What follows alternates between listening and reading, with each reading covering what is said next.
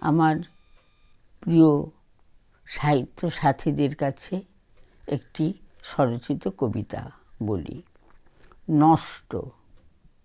ভুলে গেছি হাসি কান্নার সুর, শুধু ব্যস্ততার বেহালা বাজানোর রাত দিন, গোছানোর জীবন যাপন।